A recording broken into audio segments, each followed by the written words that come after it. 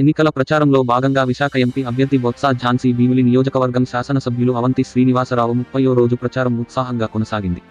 ప్రచార కార్యక్రమంలో మాజీ మంత్రి పసుపులేటి బాలరాజు, విశాఖ జిల్లా వైసీపీ పార్టీ అధ్యక్షులు కోలా గురువులు, ముఖ్య అతిథులుగా పద్మనాభం మండల పార్టీ అధ్యక్షులు కోరాడ లక్ష్మణరావు ఆధ్వర్యంలో రేవిడి, వెంకటాపురం, పాండ్రంగి పంచాయతీలలో 30వ రోజు ఎన్నికల ప్రచారం జోరుగా సాగుతోంది. ప్రచారంలో ఎంపీ అభ్యర్థి బొత్స ఝాన్సీ, ఎమ్మెల్యే అభ్యర్థి అవంతి శ్రీనివాసరావులకు వైసీపీ శ్రేణులు, స్థానిక ప్రజలు ఘన స్వాగతం పలికారు. పలు పంచాయతీల్లో నాయకులు ముఖ్య అతిథులకు ఘనమైన సాదర స్వాగతం ఏర్పాట్లు చేశారు. కార్యక్రమంలో విశాఖ జిల్లా వైసీపీ పార్టీ అధ్యక్షులు కోలా గురువులు, మాజీ మంత్రి భీమిలి నియోజకవర్గం పరిశీలకులు పసుపులేటి బాలరాజు, విజయనగరం జిల్లా డీసీసీబీ చైర్పర్సన్, పద్మనాభం మండలం వైసీపీ శ్రేణులు, స్థానిక నాయకులు, సచివాలయం కన్వీనర్లు, గృహ సారథులు అధిక సంఖ్యలో కార్యకర్తలు పాల్గొన్నారు. సో ప్రజలు ఏ గ్రామం వెళ్ళినా, ఏ మండలం వెళ్ళినా, ఎక్కడికి వెళ్ళినా అఖండ స్వాగతం, అపూర్వ ఆదరణ చూపిస్తున్నారు. దానికి కారణం ఒకటే, గౌరవ ముఖ్యమంత్రి శ్రీ వైఎస్ జగన్మోహన్ రెడ్డి గారు ఈ 5 సంవత్సరాల కాలం ఇచ్చిన సంక్షేమ కార్యక్రమాలు, అభివృద్ధి కార్యక్రమాలు, దానివల్ల ప్రజలు చాలా సంతోషంగా ఉన్నారు. మరి ఒకసారి వారు ఓటు వేసి జగన్ గారికి రుణం తీర్చుకోవాలని ప్రజలంతా భావిస్తున్నారు. కాబట్టి మా ఎక్కడికి వెళ్ళినా కూడా ఒక అఖండ స్వాగతం, అపూర్వ ఆదరణ జరుగుతుంది. తప్పనిసరిగా మళ్ళీ జగన్మోహన్ రెడ్డి గారు ముఖ్యమంత్రి ఈసారి అయిన తర్వాత ఉత్తరాంధ్రకి ఉజ్వల భవిష్యత్తు ఉంటుంది, విశాఖకు ఉజ్వల భవిష్యత్తు ఉంటుంది, భీమిలికి ఉజ్వల భవిష్యత్తు ఉంటుందని ప్రజలు భావిస్తున్నారు. తప్పనిసరిగా మరి భీమిలిలో అత్యధిక మెజారిటీ తీసుకొచ్చి మా ఝాన్సీ అమ్మ గారిని మరి అక్కడికి ఎంపీగా, అలాగే జగన్ గారిని ముఖ్యమంత్రిగా చేసుకుంటామని తెలియజేసుకుంటూ, మరి ముఖ్యంగా ఇవాళ చాలామంది వస్తారు, చాలా మాటలు చెప్తారు. ఈ 5 సంవత్సరాల కాలంలో అడ్రస్ లేరు తెలుగుదేశం పార్టీ నాయకులు కానీ, పోటీ చేసే అభ్యర్థి గంటా శ్రీనివాసరావు గారు.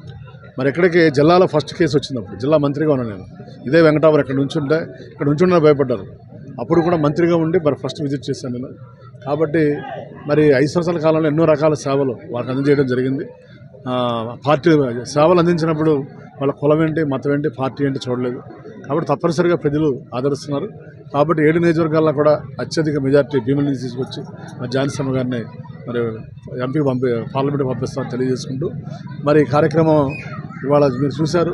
రేవిడి వెళ్ళాం, అలా వెంకటాపురం, ఇప్పుడు నెక్స్ట్ పాండ్రంగి కూడా వెళ్తున్నాం. విజయవంతం చేసిన ప్రతి ఒక్క మన మండల నాయకులకి, మన సర్పంచులకి, ఎంపీటీసీలకి అందరికీ పేరు పేరున ధన్యవాదాలు. పాత్రికేయ మిత్రులు కూడా ధన్యవాదాలు తెలియజేసుకుంటూ సెలవు తీసుకుంటాం. మరి ఈరోజు వెంకటాపురం, రేవిడి ఇవన్నీ గ్రామాల్లో ప్రచార భాగంలో అవంతి శ్రీనివాస గారు చేస్తున్నారు.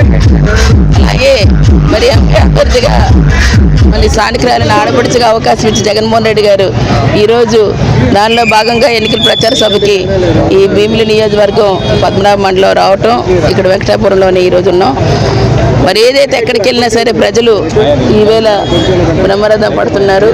వారి తాలూకా జగనన్న చేసిన అనేక కార్యక్రమాలు ఈరోజు అభివృద్ధి, సంక్షేమం రెండు కూడా ఈవేళ ప్రాంతాలకి, కులాలకి, మతాలకి, పార్టీలకు అతీతంగా ఈరోజు అందజేస్తున్న విషయాల్ని వారు కూడా ఈరోజు తెలియజేస్తున్నారు. నీతివంతంగా, నిజాయితీగా ప్రజల ముందే పరిపాలన అనే దాన్ని ఈరోజు జగనన్న తీసుకొచ్చి ప్రతి గ్రామంలో కూడా పంచాయతీ మరి గ్రామ సచివాలయాల ద్వారా ఈరోజు నేరుగా అందించే కార్యక్రమం. అంతకంటే ముఖ్యంగా ఏదైతే విషన్ విశాఖ అనే దాంట్లో ఈరోజు ముఖ్యమంత్రి గారు ప్రత్యేకించి విశాఖపట్నంకి 1,05,000 కోట్ల రూపాయలతోని మరి ఈ ప్రాంతాన్ని శాశ్వతంగా వెనుకబడుతున్న పారద్రోలడానికి ఉత్తరాంధ్రాన్ని ఇప్పటికే అడ్మినిస్ట్రేటివ్ క్యాపిటల్గా దీన్ని ప్రకటించి దానికి సంబంధించిన పూర్తి స్థాయిలో దాన్ని పెట్టడానికి ఎన్నికల తర్వాత తప్పనిసరిగా మళ్ళీ వైఎస్ఆర్సీపీ పార్టీ రూలింగ్ రావటం, ముఖ్యమంత్రిగా ఈవేళ విశాఖపట్నంలోనే ప్రమాణ స్వీకారం చేస్తారన్నది సత్యం.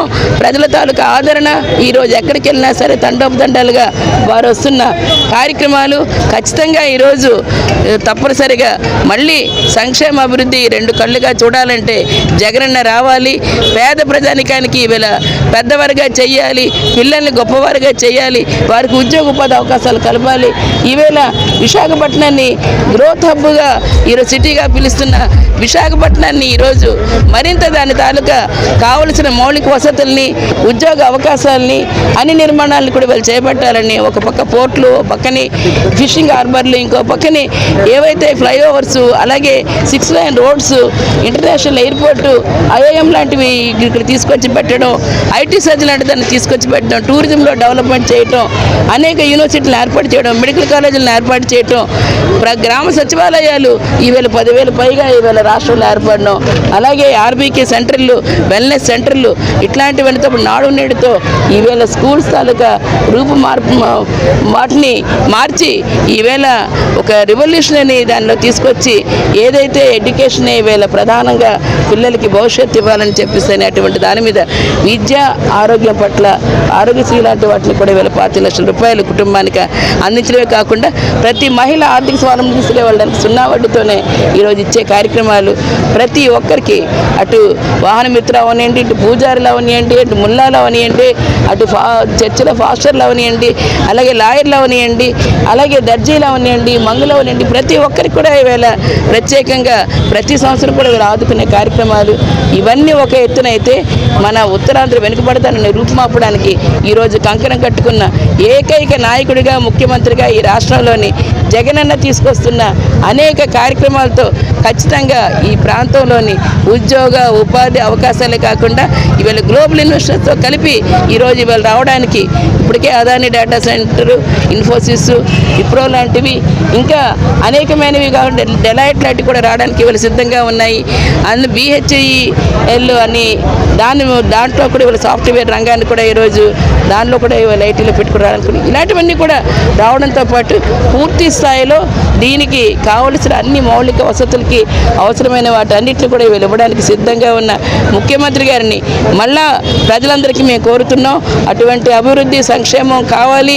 ఈ ప్రాంతాన్ని విశాఖపట్నాన్ని మహానగరంగా తీర్చిదిద్దేందుకు ఈవేళ భీమిలి పరిపాలనా రాజధానికి వస్తే కీలకమైనది భీమిలి నియోజకవర్గం కావున ప్రజలందరూ కూడా ఈరోజు మీ తాలూకా విలువైన ఓటుని అభివృద్ధికి చోటు ఇవ్వండి.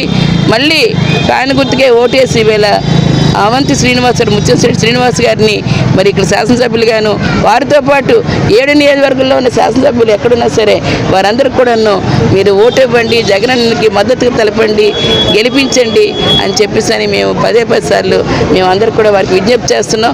ప్రజల నుంచి కూడా మంచి స్పందన ఉంది. ఖచ్చితంగా రేపు జరుగుతున్న ఎన్నికల్లో ఈ కురుక్షేత్రంలో పాండవుల అంతిమ విజయం, ధర్మం గెలుస్తుంది, నీతి గెలుస్తుంది. అటువంటి ధర్మపాలన ఖచ్చితంగా జగన్మోహన్ రెడ్డి గారి వల్ల సాధ్యమని అది ప్రజలందరూ కూడా ఈరోజు విశ్వసించి రేపు రానున్న రోజుల్లో గెలిపిస్తారని భావిస్తున్నాం.